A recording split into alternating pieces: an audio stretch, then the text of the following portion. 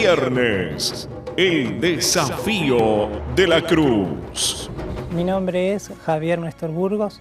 Bueno, yo sufría de trastornos que no podía dormir a la noche, era muy nervioso, tenía los viernes me atacaba de que me daba ganas de ir a tomar, a drogarme. A través de eso me peleaba en la calle, llegaba a un punto de venir y discutir con mi señora y pegarle. Todo eso, bueno, era un problema grande, ¿no? Bueno, a través de eso después llegué a la iglesia. En ese momento aprendí a hacer las cadenas, empecé a hacer las cadenas de los viernes, y ahí emprendí y entendí de que el Señor Jesús había vencido en la cruz.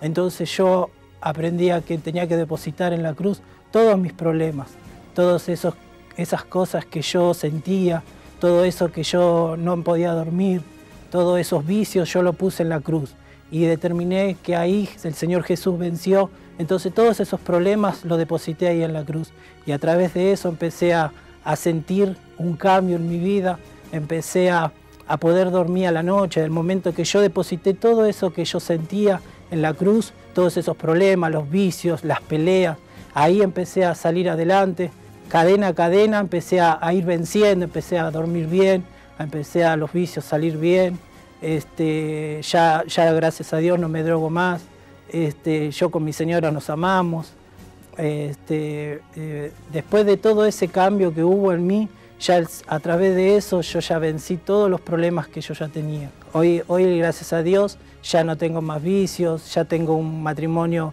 bendecido, estamos plenamente como novios, como luna de miel, ya no tengo más esos nervios, a la noche duermo pleno, hoy soy feliz.